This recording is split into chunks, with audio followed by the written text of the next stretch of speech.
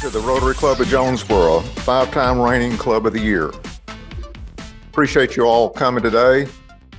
Inspirational moment. You will face many defeats in life, but never let yourself be defeated. Maya Angelou, who's an American poet. Okay, our program today is going to be introduced by Jill Clogston. Okay, I am pleased to introduce Michelle Blasengame and Jim Ronquest, and they reside in Stuttgart, Arkansas. And Michelle, as Hank has already noted, is royalty. She has served as president 3 times of the Stuttgart Rotary Club, and she is currently the assistant district governor for District 6150. She is, and with her husband, are both A-state graduates, so that's great. And then anyway, she is a trustee for the Museum of the Arkansas Grand Prairie and a committee member of the Arkansas Waterfowler Hall of Fame. And that's what she and Jim will be talking about today. And then Jim has traveled a lot and moved lots of different places around the country. He now, of course, has called his home in Stuttgart for quite a few years. And he is a former champion, duck calling champion, and he will be sharing a bit about that. So without further ado, I want to bring up Michelle. You're going to come first? Are y'all together or what? How y'all want to do that? Tag team. Okay, and thank you, Michelle.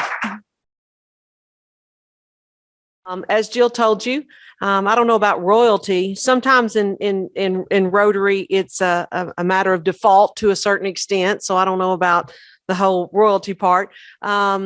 The Stuttgart Rotary Club started accepting female members in their club in 1998. I came in the year 2001. I was the first female president for the Stuttgart Rotary Club in 2005. I got the privilege of being president again in 2019-20 and 18-19 and 19-20. I think that's right. 19-20. No, I'm sorry. 19-20 and 2021. So I just exited this year in July, but you never really get to exit. So now I am the assistant district governor for Ward 12 for District 6150.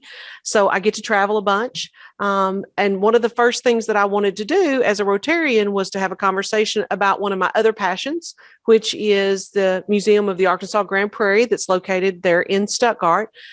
Jim and I both sit on the board of trustees for the museum. And we wanted to talk about the Arkansas Waterfowler Hall of Fame. Now, Jim has more experience in waterfowl, of course, than I do. I prefer the history part of it because, believe it or not, even though my degree is in accounting, my minor was in history, which I don't even know that A-State let you do that, but obviously they did. We enjoy, we get to see a lot of people from Jonesboro. Jonesboro has a lot of duck hunters. We see a lot of people from Jonesboro during duck season. And so we thought it would be a lot of fun to come and explain and give you all an update about what's going on so that you come to Stuttgart and you'll have an opportunity to look at duck calling. We brought some antiques with us here. We didn't bring everything. Some of the stuff is very expensive. There's a couple of calls in there that one of them in the front of one of the books by Mike Lewis actually was the went in 2000. What year did he tell us, Jim? 2003 or 2004 that duck call went for in the first picture in his book went for a little over $131,000 at auction. We don't own that one, so we didn't bring that one with us. The museum in Stuttgart, though, does own some priceless duck calls that are only one of a kinds. Of course, they're insured. They travel. Some of the author of the book there had his on display at the Bass Pro Shop in Memphis for quite some time. Jim has a collection of duck calls, so we did bring some stuff for y'all to look at. You don't want me to call a duck. If you want Jim to, he probably will do that for you. But we wanted to go through a couple of slides and some videos and stuff about the museum. So, Jim Ronquest. Thank you, Michelle. I got to get my notes out here so I can be high tech like everybody else. Thank y'all so much for having us. Of course, we are from the Stuttgart area, but that in no way disregards the quality and the history of duck hunting in Northeast Arkansas either. And that's also partly why we're here. We definitely would like everybody to be a part of the Museum of the Grand Prairie and the Arkansas Waterfowler Hall of Fame. By its name, it is the Arkansas Waterfowlers Hall of Fame, not the Grand Prairie Arkansas Waterfowlers Hall of Fame. So keep that in mind. So as we start here with a couple of different slides, like Michelle said, we both have an interest in history. History was one of the few classes I actually did well in high school. I was too worried about getting out of high school so I could go duck hunting instead of go to college, but I did do okay in history. That being said, it's kind of one of the things you notice when you come to the museum or get the opportunities. We got a lot of pretty cool old pictures. Old pictures are fun because the one thing a photograph does is it captures a moment in time forever. It's always there. And I've always thought that to be very intriguing, and partially why I wound up my main job. I'm a producer and co-host of a TV show that airs on the Sportsman channel called RNTV, and I enjoy videography and photography, and that's part of it. You capture time forever, and that's the cool thing of history, because we don't know where we've been. We have no idea where we're going. So when you start talking about duck hunting and agricultural history, I don't know who eventually started actually the Museum of the Grand Prairie, but it's a really cool thing that we have because we're able to keep up with that history. So moving along to slide number 2. Zoom at school. Sorry, I should know better. Moving along here, this is a slide of the late John Olin. Mr. John is one of the inductees from 2020. Because of COVID, we were not able to have our dinner last year. So Mr. John will do 2 classes at once this year. But for those of y'all who may not know, John Olin is the founder of Winchester Ammunition. If you talk about Olin Industries, that's his name spelled backwards. Or Nilo Farms is Olin spelled backwards. Very important person to the state of Arkansas and the waterfowling world. One of our very fabled pieces of ground in the Stuttgart area, the old Winchester Club, Greenbrier Duck Club. He built that Green Tree Reservoir in 1945. If you've ever heard of the Ryson Hotel, he leased the top row of the Ryson Hotel for all of duck season. And if you're a shotgun person, he stayed in room 410. So that was always pretty cool. Also, too, when you look at what he and his brother did, they provided the seed money for the Stuttgart Hospital when they first started it many years ago. So that's some of that history we want to hold on to forever. Not was he just a business tycoon. He had a big part to play in developing rural America in our area. So that's extremely important. And Jim, is it not true that his dog, the retriever that was his dog, is called what? King Buck. King Buck. And there's a picture here probably of him with King Buck. So King Buck was the only retriever to ever be featured on the federal duck stamp. He's a 3-time national champion. He's the only retriever to ever be there. And it kind of spawned some of that on the conservation side of things of the slogan. It was very popular in the time, a save game, hunt with a trained retriever. And that was a big part of the retriever push. And if you're interested in hunt tests or field trials, a lot of that goes back to some of the stuff King Buck and Cotton Pershaw did at that time in the mid to late 50s. So back to my idea of pictures, stopping time forever. Here's a cool one. Looks like some folks enjoying the morning deep in a hardwood bottom, crisp, cool, and clear, just add wind and duck. So it takes you back to another time that we still get to enjoy today. So because of us getting to do that today, we can look at that picture and kind of put yourself on what was going on right there with those folks. And it's pretty good photography. That's another thing. If you're ever looking for any old photography of logging, early days of rice farming, early duck hunting stuff, come to the museum. There's some old black and white photography there that's very cool. Talking about rice harvest, no pictures.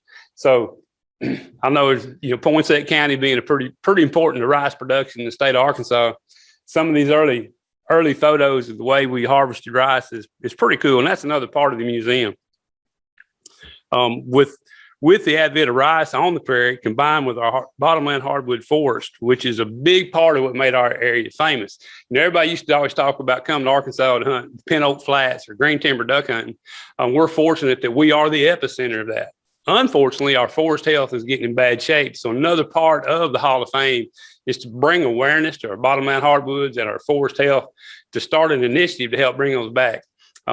If you look at all of our state WMAs, excuse me, some of our federal property, our woods are getting in bad shape. Even some of our private held stuff where folks didn't manage it properly. We're learning more and more now how to take care of it. And that's a big part of the Hall of Fame, is inducting those people based on our mission statement. It's kind of where the art of the hunt and the science of waterfowl management come together. So we want to recognize those folks who've had an impact on Arkansas duck hunting.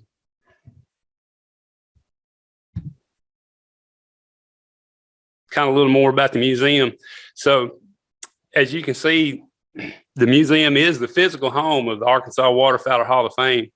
The Hall of Fame dinner, excuse me for reading, I should have all this memorized, but the dinner was started by Arkansas Business and Greenhead Magazine in 2015, with its first inductee class in 2016.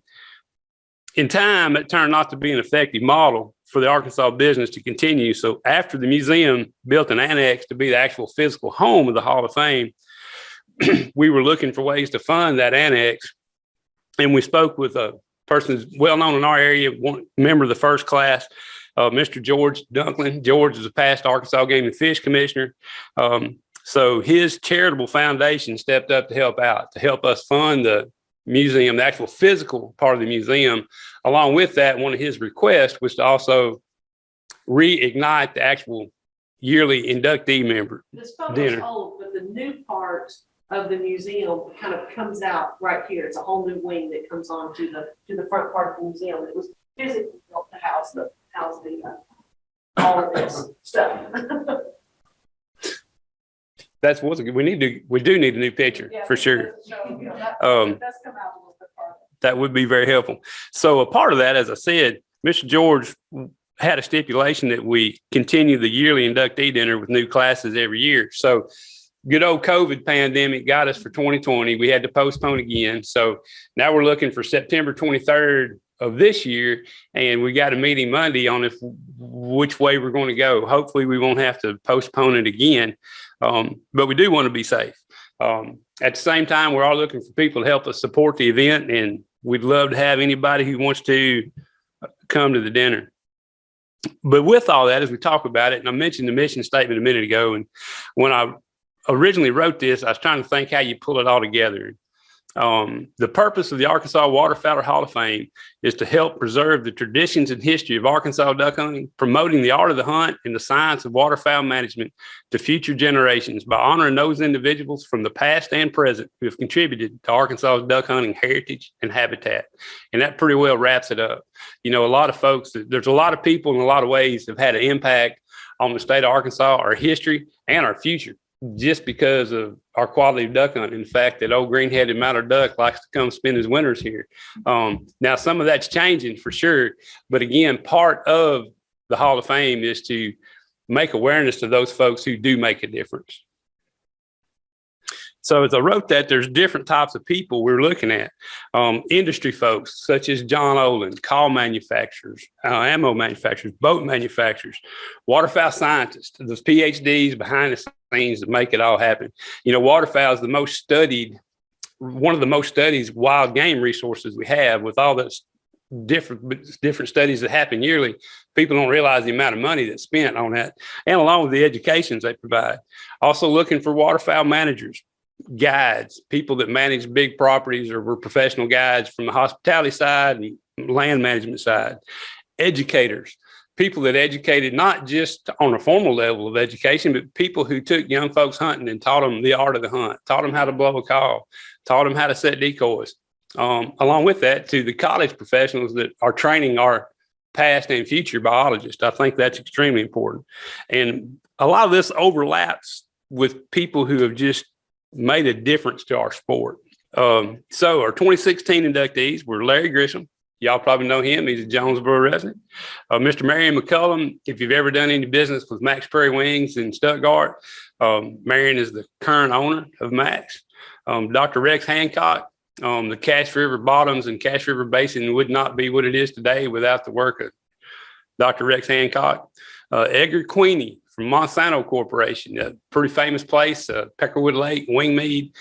Some of the stuff he did, along at the same time John Olin came, was very big to putting Arkansas on the map at that time. Of course, we mentioned Mr. George Dunklin, one of my other friends, Mr. Rick Dunn, past world champion duck caller and owner of Echo Duck Calls. 2017, my mentor and the founder of the company I work for, Mr. Butch Richenbach, founded RNT Calls in 1976, or called it Rich and Tone back then. Mr. Philip Crow, a pretty well-known legendary artist in the wildlife art world. Mr. Chick Major, who was Butch's mentor in duck call making. We've got one of the original Dixie Matter duck calls over there on the table. That's pretty cool if you're into duck call history. Roger Crow, J. Roger Crow, no relation to Philip Crow. What's interesting about him, when you start looking at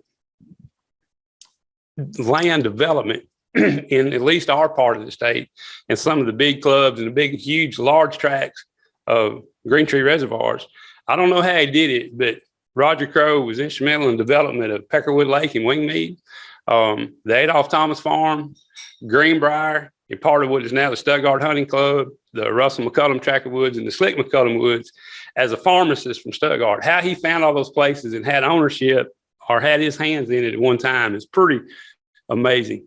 Mr. Steve Bowman, if y'all kept up with the Democrat Gazette for years, he was the outdoor writer at the Gazette. Dr. Mickey Heitmeyer. Mickey's from just up the road here on the Missouri side, just outside of Dexter. Mickey's probably done not more, but he's done a lot for bottomland hardwoods. He's one of the country's top PhDs in mallard wintering studies and bottomland hardwood ecosystems. And I want to make a comment back about Butch Richenbach. When he was about 8 or 9 years old, he actually worked in Chick Major's shop. And at that time, Chick Major's shop was actually located behind his house. Mm-hmm. He would sweep up and clean up and that kind of thing. And that's how he kind of learned the trade from Chick Major. And he always said that he would never make his own call independently until after Chick passed away. So once Mr. Chick passed away, then Butch Richenbach was R&T Duck Calls, and he started making his own calls. And I think Jim's, the owner of R&T, had that same type of relationship with Mr. Butch Richenbach, and he would not develop his own calls. Jim's, the current owner of R&T Duck Calls, would not start manufacturing his own personal calls until his mentor, which was Butch Richenbach, passed away. So it's kind of a nod to legacy. It's a nod to pass down traditions of the duck calling itself. So I thought that was an interesting little tidbit of history. Yes, and as Butch's health started to deteriorate, and John bought the company in '99, and I was working there. We was all working there, so we all kind of got to learn a lot from Butch as we move forward and developing new calls and new stuff. So that's been really, really fun to be a part of. So with that, 2020, these folks didn't get the recognition they needed last year. Everybody knows George Purvis from the Game and Fish days. Here's one you will certainly all know, Mr. Wallace Claypool's Reservoir, just down the road at Wiener. Very, very influential place to Arkansas duck hunting. Everybody's seen the photo with seen 350,000 ducks going across the screen. They actually aired it. I think it was NBC in 1952. As part of what George Purvis done is they scheduled all these ducks, and they had all this cable pulled and way before satellite trucks and Google Earth, and they were able to air a flushing of 300 and some thousand mallard ducks off of Claypool's Reservoir on national TV. And it was so popular that the directors at the time, they just let it play for a huge amount of time, and it really put Arkansas duck hunting on the map. So that was kind of a cool deal. John Olin, we talked about John Olin earlier, and you see him there in front of the statue of King Buck. Miss Pat Peacock, the only lady to won 3 world championships and the champions, along with being Queen Mallard. So she had it all covered. She did. Her stepfather was Chick Major.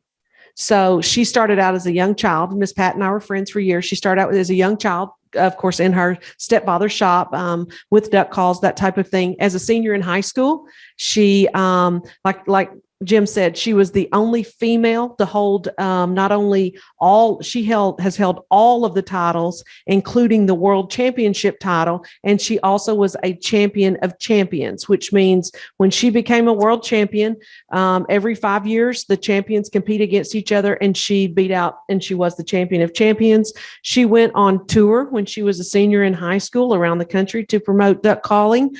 She was very influential. She was also the first female on the Arkansas Game and Fish board. So she brought a lot to the table when it came to things like that. She was very interesting. She also was the first Queen Mallard, which was the beauty pageant. So the same year that she won the world championship, she also had a crown and a scepter. And we have the original crown and the original scepter from the first Queen Mallard pageant. So that made it interesting. And she was a really fun lady She to was. hang around too. I love being with her. Besides Miss Pat last year, Dr. Scott Yates. Scott lives up around Mountain Home now. He was with Arkansas Game and Fish for a little while and retired from Ducks Unlimited. Another very influential waterfowl scientist that has had a huge part to do with Arkansas duck hunting. 2021, this upcoming year. So in the essence of trying to save time, we typically do 4 or 5 per year. So this year we got a couple going at the same time. But we'll start with Mr. Whit Stevens. Whit Stevens Jr. Y'all may know him from the Little Rock area. His cousins is Stevens Inc. He's got the Stevens Group. They do a bunch of different type things. Whit's a great guy, very humble, easygoing. You'd never know he was who he was until somebody told you. He now owns one of the great tracks of bottomland hardwood around us, but he's been really good for the state and for duck hunting. He helped Brent Birch do a book. Do we have a Grand Prairie book? Yes, it's very cool. And there's a lot of Arkansas history in that book. And the person that wrote it was the first person to kind of chair this event. So Brent and I kind of worked together in this thing along with the rest of the committee, but there's lots of Arkansas duck hunting history in that book, not just from the Grand Prairie area, but from all across the state. So Whit's been a big help with that. These next 3 gentlemen, if it wasn't for them, I may not be here today. Dr. Harold V. Glenn, Thad McCullum, and Vern Tyndall were the guys that started the original, what became the World's Championship Duck Calling Contest. It started as the National Duck Calling Contest. And if they wouldn't have started that, heck, I might not have my job and may not be here today because of having an opportunity to have won the World's Championship.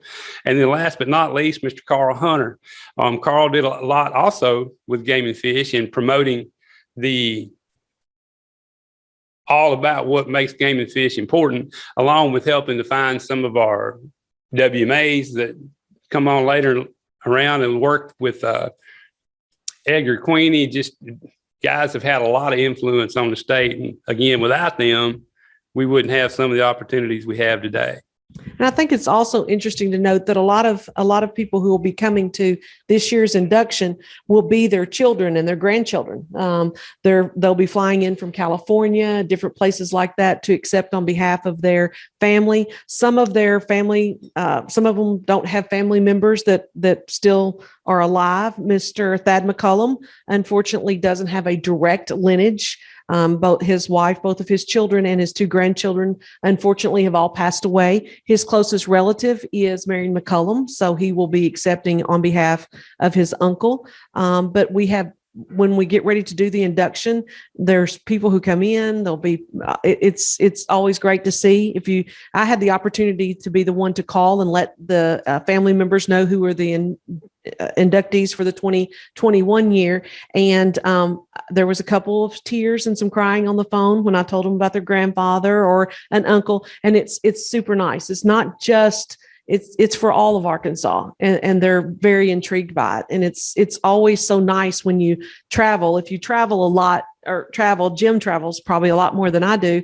But when you travel throughout the US for different things, it doesn't take long for you to say you're from the state of Arkansas. Of course, forever they would say, so do you know the president? Which that's, I would always explain there's more than 10 people in the state of Arkansas. We don't all know Bill Clinton, but you would be places and I would see things. And I've been places where I've seen logos of Max Prairie Wings or different things like that. And the moment you say you're from Stuttgart, if they're remotely interested in duck calling, I mean, they are just absolutely fascinated by it. And it's so nice. And it's such a great way for our state to be out there and for other people to, we have family members, myself, who they live in Maryland. They do hunt ducks in Maryland, but they prefer to come for some unknown reason. They've got plenty of ducks there, but for some unknown reason, they want to fly in and hunt ducks in Arkansas. And we're okay with that. So it's always a lot of fun. Jim can admit it's lots of fun to get to meet them if they're still alive or their relatives if they're there to take, for the awards. So it makes it kind of nice. And it's fun to help kind of educate them. Sometimes they don't know what their grandparents done or why their grandparents are being recognized. So it's really fun to get to educate them on where they came from. So it's going to be a busy night this year with 2 classes going in at the same night.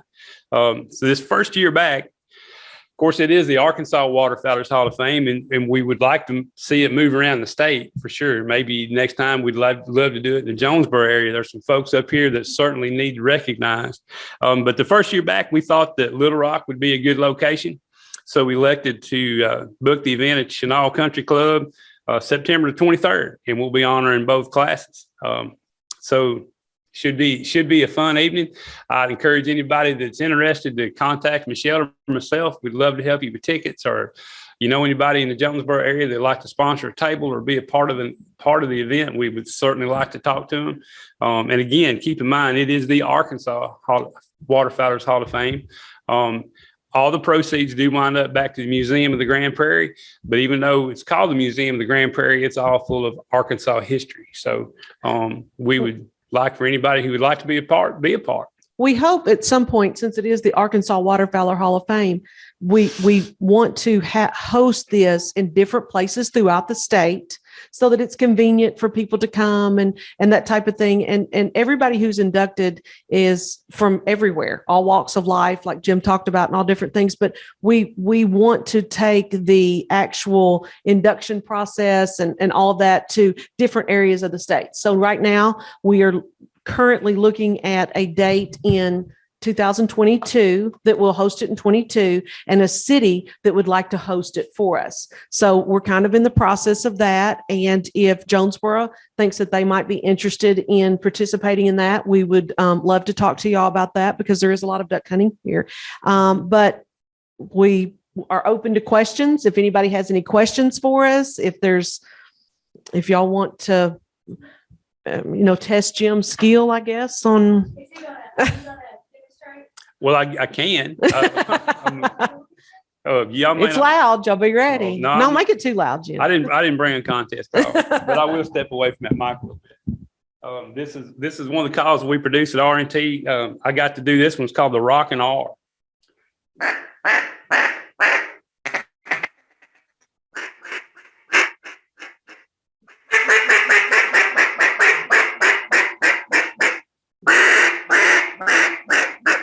I won't blow it a lot. That's just enough.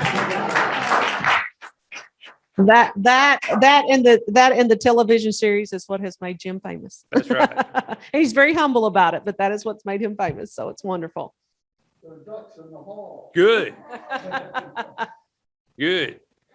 Yes, sir. You cover Northeast Arkansas because, as you said at the outset, there's duck hunting in all different portions. And does your museum deal with that, or is it more southwest, southeast? There's probably more Stuttgart area in there. However, that being said, there is some stuff in there about Leonard Sitzer. We spent a lot of time back on the TV show. We've spent a lot of time with Black River Bottoms hunting up here and the whole area. And you take Claypool, you could almost put Claypool and Wiener being northeast Arkansas. So that's a big part for sure. A lot of the artifacts, the actual artifacts maybe in the museum are going to be more based maybe in the Grand Prairie area, I would say. But a lot of the stuff that's in the Waterfowler Hall of Fame, including the duck calls and stuff, are from makers and duck decoys and that kind of stuff from all over the state and Missouri and Louisiana and Mississippi. So it does touch several different states and several different areas. I think that we could pick out something in the museum from every single part of the state of Arkansas. Yep. For anybody, I guess on Zoom, this is Will Branch. Anybody that doesn't know, Mr. Ronquest is a absolute legend in duck hunting. If anyone is knowledgeable about duck hunting or hunts in Arkansas or watches Outdoor Channel or anything, absolute legend. So I was going to make y'all know that. And I was also just going to say thank you for doing this and continuing the museum. It obviously has a lot of room to grow, and it's exciting. And I think it's great for Stuttgart. My stepmom's from Stuttgart. Really cool area, and y'all are doing a lot of good things. So really just wanted to let everybody know that and say thank you. Thank you so for saying much. thank you. Thank you. We appreciate that. My name is Ray Keller. Two historical things. I think it was 55 when the Claypool TV show was. My uncle was Ernest Hogue, who was a game and fish commissioner and Claypool's great friend. So I was there. We were there. It was quite the event. I was a little bitty kid, but that was quite the day. It had to be pretty amazing. I've read about it several times. Everything they did to make that happen is. I encourage y'all to go read it because it's interesting what they did. Yeah, the way they got the ducks up was they used a National Guard gun or something. I forget what the deal was, but it was quite interesting. The other side of my family, my grandpa and his boys, my dad and his brothers were all guides in the Otwell area. And his next door neighbor was Pop Pickle. I was just gonna say you fix say Pop Pickle. Yeah, I knew that was coming. He's here in the book. He's here. Yeah, he's the next door neighbor. I've got 2 or 3 of those calls from the 20s Oh wow. that we'll get together after the meeting. I'll talk to you about it. Yeah, buddy. Oh, that's cool history right there. That's part of it, and that's stuff that we want to be able to in time recognize. We was having a meeting about who to induct, and you think you're going to run out of folks, but just the story you told right there. And there's so many people that's had a huge impact on Arkansas's heritage, our duck hunting heritage, and what's made it important are those kind of stories and those kind of people. And that's what the Hall of Fame wants to continue to promote. Jim, Great. can you tell them where they can watch your show? Yes, you can watch us on the Sportsman channel. 3 times a week. Our anchor slot is Saturday afternoons at 2:00 Eastern. 3:00 Eastern, 2:00 Central. But you can catch it there and record it. We air quarters 3 and 4, broadcast quarters 3 and 4. I never thought I'd understand those differences until I wound up doing this. But what we do is we air the first 7 episodes, and then we re-air the first 7. Then we air new episodes 8 through 13 and re-air 8 through 13. That gives us new programming in each quarter. A lot of other folks, they do it differently. They run 1 through 13 all the way through. Excuse me, Mr. Gwynn, I'm next.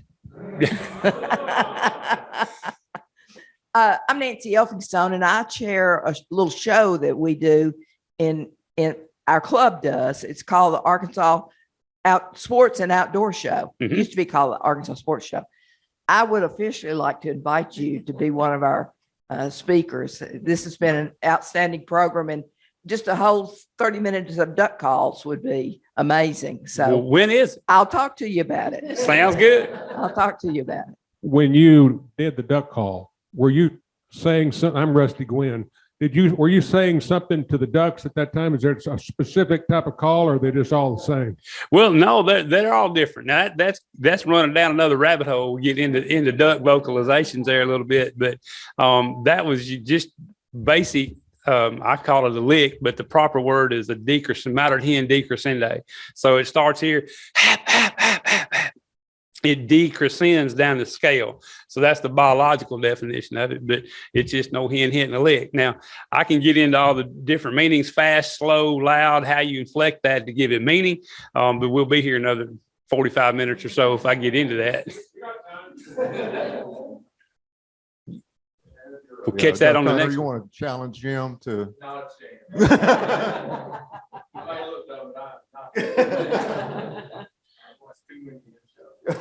Thank you for watching. I appreciate it. You know, and Actually, of that's course where the- Ducks Unlimited started at, is from Chicago. Of course, the history, and Jim will say this, the history part of duck calling is it didn't always start out with a call.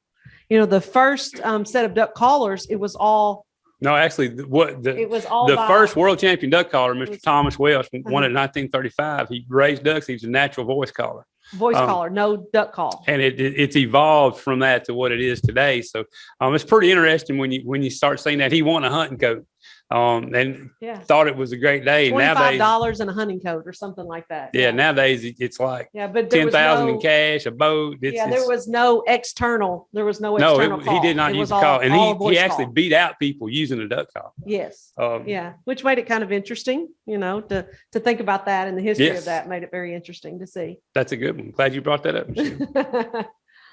What else? Oh, you bet. Thanks. Thank y'all. Appreciate you. Okay, Michelle, Jim, thank you so much. Very interesting.